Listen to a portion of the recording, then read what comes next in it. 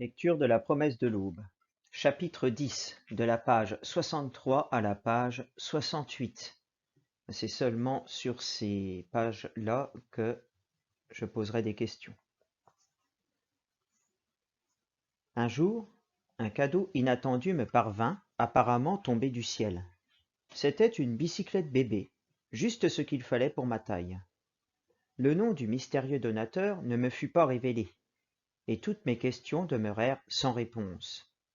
Agnella, après avoir longuement contemplé l'objet, me dit simplement, avec animosité, « Ça vient de loin. » Ma mère et Agnella débattirent longuement le point de savoir s'il fallait accepter le cadeau ou le renvoyer à l'expéditeur. Je ne fus pas autorisé à assister au débat, mais, le cœur serré et suant d'appréhension à l'idée que l'engin merveilleux allait peut-être m'échapper, j'entr'ouvris la porte du salon et surpris quelques bribes d'un dialogue sibyllin. « Nous n'avons plus besoin de lui. » C'était dit par Agnella, sévèrement. Ma mère pleurait dans un coin. Agnella surenchérit alors. « Il se rappelle un peu tard notre existence. » Puis, la voix de ma mère, étrangement suppliante, elle n'avait pas l'habitude de supplier, dit presque timidement, « C'est tout de même gentil de sa part. » Là-dessus, Agnella conclut, « Il aurait pu se souvenir de nous plus tôt. » La seule chose qui m'intéressait à l'époque était de savoir si je pourrais garder ma bicyclette. Finalement, ma mère m'y autorisa. Et avec cette habitude qu'elle avait de me couvrir de professeur de calligraphie, Dieu ait pitié de lui. S'il pouvait voir mon écriture, le pauvre se dresserait sûrement dans son cercueil. Professeur d'élocution, professeur de maintien, là non plus, je n'ai pas fait preuve de beaucoup d'aptitude, et tout ce que j'ai retenu de son enseignement, c'est qu'il ne faut pas écarter le petit doigt en tenant ma tasse de thé. Professeur d'escrime, de tir, d'équitation, de gymnastique, de... Un père aurait fait beaucoup mieux l'affaire.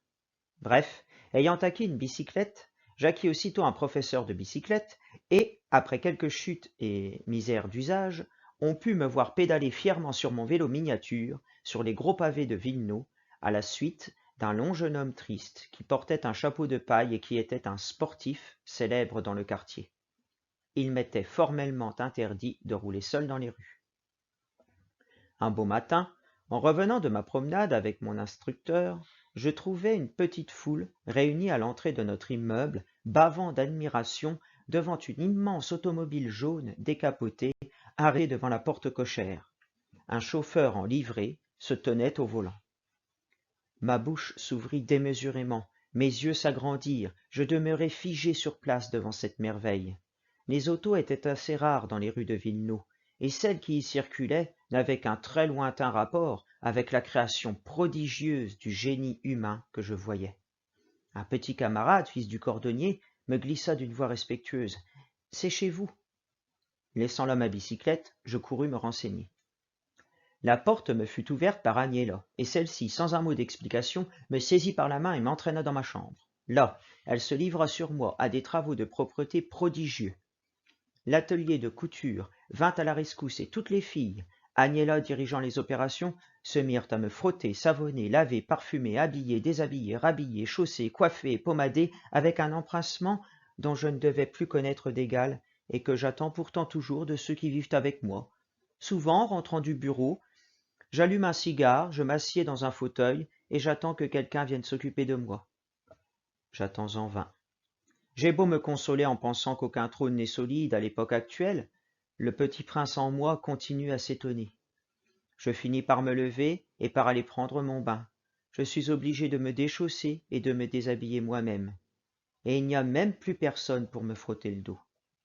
Je suis un grand incompris. Pendant une bonne demi-heure, Agnella, Maria, Stefka et Alinka s'affairèrent autour de moi. Ensuite, les oreilles écarlates et meurtries par les brosses, un immense nœud de soie blanche autour du cou, chemise blanche, pantalon bleu, souliers à ruban blanc et bleu, je fus introduit dans le salon. Le visiteur était assis dans un fauteuil, les jambes allongées. Je fus frappé par son regard étrange, d'une clarté et d'une fixité légèrement inquiétante et comme animale, sous des sourcils qui donnaient à ses yeux quelque chose d'ailé. Un sourire un peu ironique errait sur ses lèvres serrées. Je l'avais vu 2 ou 3 fois au cinéma, et je le reconnus immédiatement. Il m'examina longuement, froidement, avec une sorte de curiosité détachée. J'étais très inquiet, mes oreilles sonnaient et brûlaient, et l'odeur d'eau de Cologne dans laquelle je baignais me faisait éternuer. Je sentais confusément que quelque chose d'important était en train de se passer, mais je ne savais guère quoi. J'en étais encore à mes débuts d'homme du monde. Bref, complètement abruti et désorienté par les préparatifs qui avaient précédé mon entrée dans le salon, décontenancé par le regard fixe et le sourire énigmatique du visiteur, et encore plus par le silence qui m'accueillit et l'attitude bizarre de ma mère, que je n'avais jamais vue aussi pâle, aussi tendue, le visage figé et semblable à un masque, je commis une gaffe irréparable. Comme un chien trop bien dressé, qui ne peut plus s'arrêter de faire son numéro, je m'avançai vers la dame qui accompagnait l'étranger. Je fis une courbette, claquai un pied contre l'autre, lui baisai la main, et ensuite, m'approchant du visiteur lui-même, je perdis complètement les pédales et baisai sa main également. Le résultat de mon impair, c'est-à-dire de ma maladresse, fut heureux. Le résultat de mon impair fut heureux. L'atmosphère de contrainte glacée qui régnait dans le salon disparut aussitôt. Ma mère me saisit dans ses bras, la belle dame rousse en robe couleur d'abricot vint m'embrasser à son tour, et le visiteur me prit sur ses genoux, et pendant que je sanglotais, conscient de la monstruosité de ma gaffe, il me proposa d'aller faire une promenade en automobile, ce qui eut pour effet de faire cesser mes larmes instantanément. Je devais revoir Ivan Mosjoukine souvent, sur la côte d'Azur, à la Grande Bleue, où je venais boire un café avec lui. Il fut une vedette de cinéma célèbre, jusqu'à l'avènement du parlant. En fait, c'était un acteur qui avait remporté des succès dans le cinéma muet. À ce moment-là, son accent russe très fort, et dont il n'essaya du reste jamais de se débarrasser, lui rendit la carrière très difficile et peu à peu le condamna à l'oubli. À plusieurs reprises, il m'aida à faire de la figuration dans ses films. Pour la dernière fois, en 1935 ou 1936, dans une histoire de contrebandier et de sous-marin, où il expirait, à la fin, dans un nuage de fumée, son bateau canonné et coulé par Harry Bor. Harry Bor est un acteur français célèbre de l'époque qui a joué notamment le rôle de Jean Valjean dans Les Misérables. Le film s'appelait Nichevo. J'étais payé 50 francs par jour, une fortune. Mon rôle consistait à m'appuyer au bastingage et à regarder la mer. Ce fut le plus beau rôle de ma vie. Mosjoukine mourut peu de temps après la guerre, dans l'oubli et la gêne. Jusqu'à la fin, il conserva son regard étonnant, et cette dignité physique qui lui était si personnelle, silencieuse, un peu hautaine, ironique et discrètement désabusée.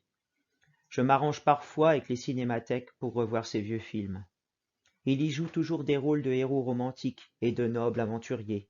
Il sauve des empires, triomphe à l'épée et au pistolet, caracole dans l'uniforme blanc d'officier de la garde, enlève à cheval de belles captives, subit sans broncher la torture au service du tsar. Les femmes meurent d'amour dans son sillage. J'en sors en frémissant à l'idée de tout ce que ma mère attendait de moi. Je continue d'ailleurs à faire un peu de culture physique chaque matin pour me tenir dispos. Le visiteur nous quitta le soir même, mais il eut à notre égard un geste généreux. Pendant 8 jours, la Packard jaune canari, Packard est une marque de voiture de l'époque, donc c'est la belle voiture jaune qui était devant la porte cochère, et le chauffeur en livrée, c'est-à-dire en belle tenue, furent laissés à notre disposition. Il faisait très beau et il eût été agréable de quitter les lourds pavés de la ville pour aller nous promener dans la forêt lituanienne. Mais ma mère n'était pas femme à perdre la tête et à se laisser griser par les effluves du printemps. Elle avait le sens de l'important, le goût de la revanche et une volonté bien arrêtée de confondre ses ennemis. L'automobile fut donc utilisée dans ce dessein unique et exclusif. Tous les matins, vers 11 heures, ma mère me faisait mettre mes plus beaux vêtements, elle-même s'habillait avec une discrétion exemplaire. Le chauffeur ouvrait la portière, nous montions, et pendant 2 heures, la voiture décapotée roulait lentement à travers la ville, nous conduisant dans tous les endroits publics fréquentés par la bonne société, au café Rudniki, au jardin botanique, et ma mère ne manquait jamais de saluer avec un sourire condescendant, c'est-à-dire un sourire qui montre qu'on a pitié des autres parce qu'ils sont inférieurs à nous, ceux qui l'avaient mal reçue, blessés ou traités avec hauteur, au temps où elle allait de maison en maison avec ses cartons sous le bras. La lecture s'arrête ici.